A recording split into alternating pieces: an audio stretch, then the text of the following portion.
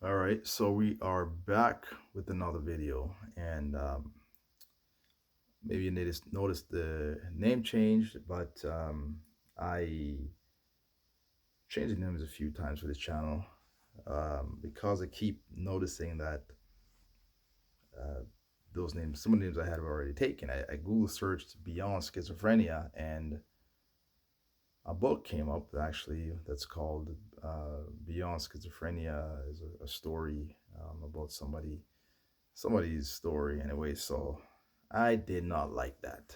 I didn't like the fact that actually I love that title, Beyond Schizophrenia, because it represents not only uh, how I not it represents where I myself have gotten, and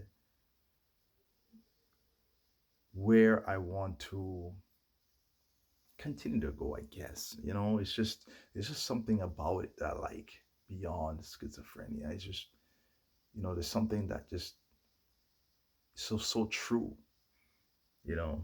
And so anyways, I changed it to above and beyond schizophrenia because yes, moving forward, um above, rising above and going beyond, um to not be limited, to not be confined, and be defined by something that is taking away from me. So that's why I changed the name, because I didn't want it. Obviously, I didn't want to have something else somebody else already have. So, but I like that above and beyond schizophrenia because it's just that just speaks to my idea of what recovery is. You know, um, I don't want to settle.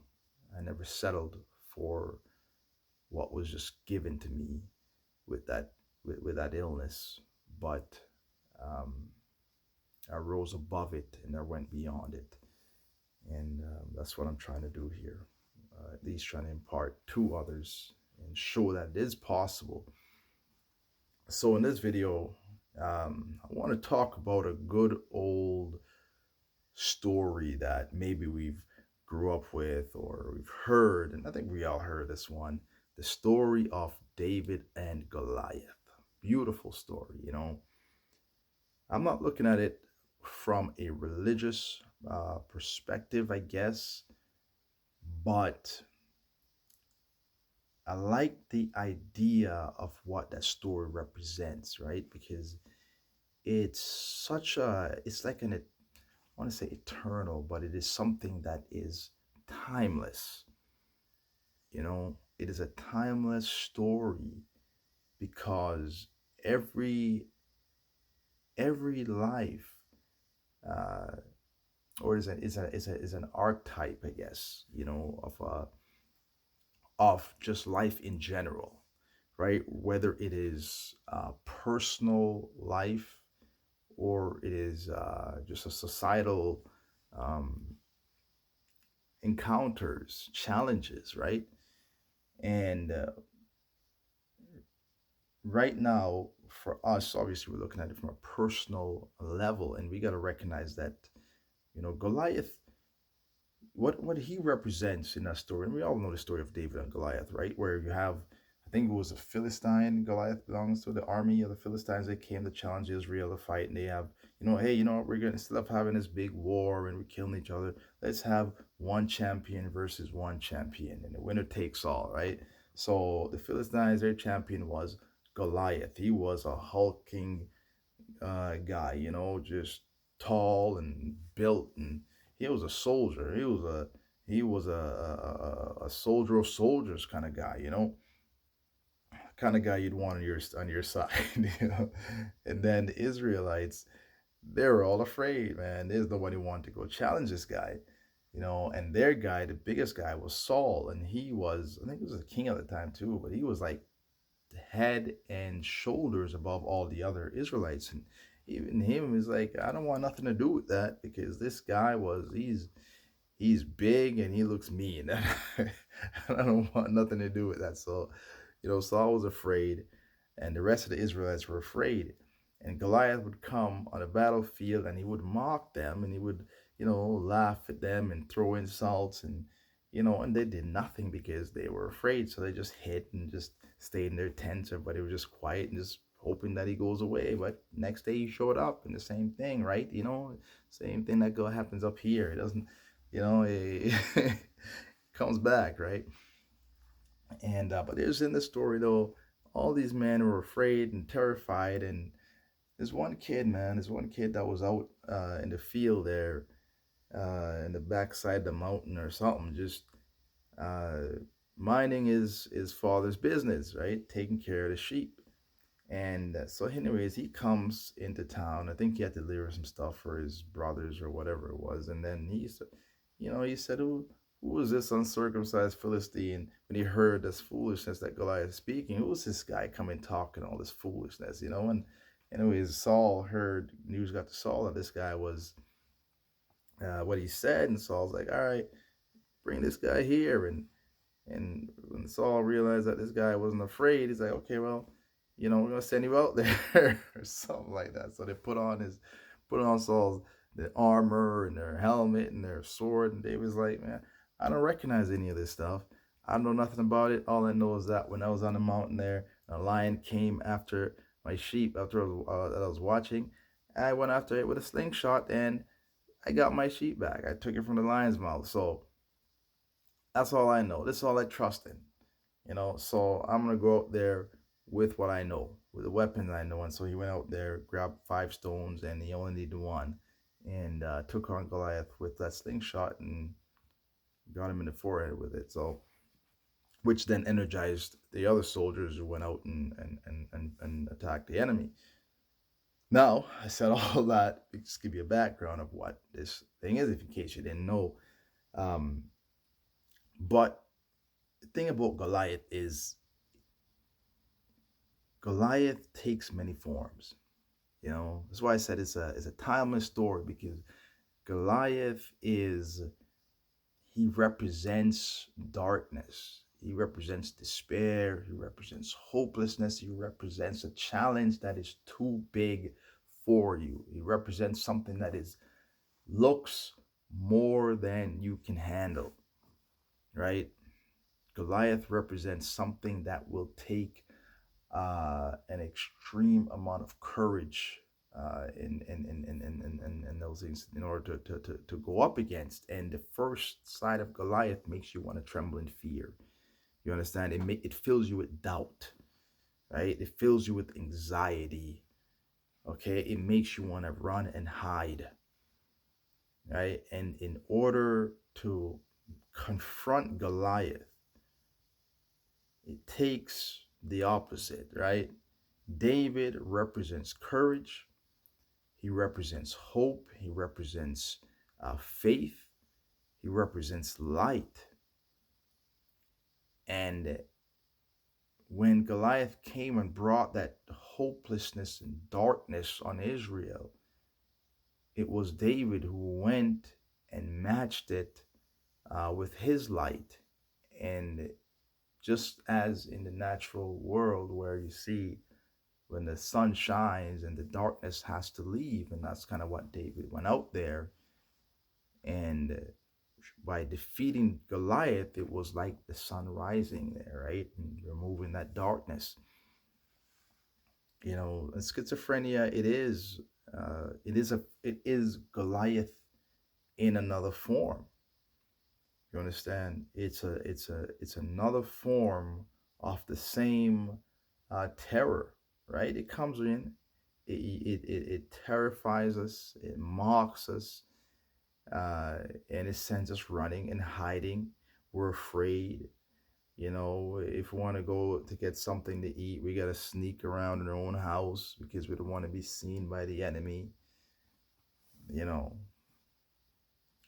it's a very real thing.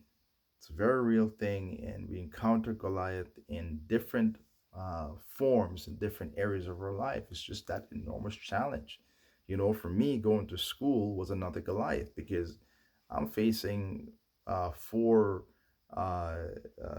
years, not years, but periods of schooling that I hate, electrical school for, and I hated it, and it seemed more than I could handle. I wanted to handle, but I had to meet it. I had to believe in myself.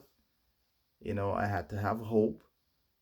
I had to have faith. I had to have courage to get up, go to school, and even when I'm not doing so well, to believe I can do better. And the same thing when we face schizophrenia, we have to have, we give too much power to Goliath. You know, we give too much power to Goliath. We give too much power to schizophrenia in our lives. You know, there's just so much hopelessness. There's so much fears. There's so much terror. There's so much negativity that comes. But that's exactly what it does. Is elicits a negative response. That's what it calls for. You understand? Goliath called for fear in Israel, right? He went out there knowing he is large, knowing he is terrifying, knowing that there's none of them that are of his stature or of his size. There's none of them that could really compete with him. He was a monster, right? So when he went up there, he did so just so he could terrify them, right? And that's what they gave him. They gave him what he asked for. When schizophrenia comes in and it terrifies us and it makes us speak just so negatively, oh, I'm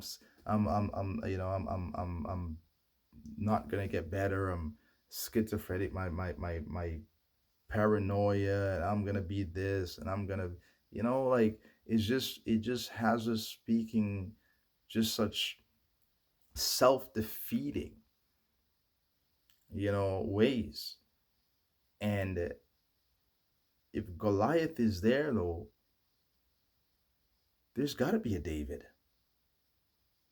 right? There's got to be a David. And David, wherever a negative is, there's got to be a positive there somewhere. You understand? Whether it's a positive and negative, a negative positive, these two are you know, uh, they are beside each other, so to speak. It's like light and darkness, left and right, up and down. You know, and so when the Goliath comes, and we know it, we can clearly see it. You know what I mean? Like we react to it. But where is David? Where is the courage? Where is the faith? Where is the hope? Are we going to continue to move uh, like the rest of the people in those lands? In that land, just terrified, hiding, speaking amongst each other. We have no hope. We're never gonna get out. We're never gonna win. We're never gonna, it's just we just at that point we don't even need Goliath anymore to make us continue to speak like that. That's our mindset is just already defeated. Goliath can leave and we still speak that we are defeated, but we need to recognize that David is there as well, and we've got to give life to David. You know what I mean? We've got to allow David to come, or at least the mentality of David. You understand what I'm saying? Not necessarily. I'm not talking about the figures themselves, but it's the mentality, the spirit of them. If you get what I'm saying, right? So we've got to allow that to take hold of us, and to move in faith, and to move with courage, and with strength, and with determination.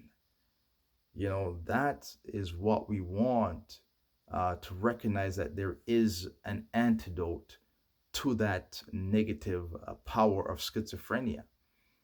You understand? If it can come and do what it does, then the opposite is true. Something else, another force, can come and counteract that, right? We just got to recognize that we have to have an active part in that counteraction. right? Schizophrenia comes and we don't really necessarily, we don't recognize how we actively strengthen it. That's what another thing is. We do have a part in our own suffering. A lot of people don't recognize this, right? But we do have a part in why we continue to suffer like that. So we have to recognize that we have a part in how we can get out of that suffering, right? We have that capacity as well. So story of David and Goliath, and it's a really great, really great story. But it's something that continues to this day and is continuing with us, at least a form of it. Only a lot of times we are allowing Goliath to continue to come and mock us, to beat us, and to chase us around. And we need to stand up. We need to have that David mentality, and we need to go out there and we need to challenge it. Not, confrontational wise per se, but in a wise way that I've, obviously talked about in some of these videos. But yeah, anyways, David and Goliath, and we can win this.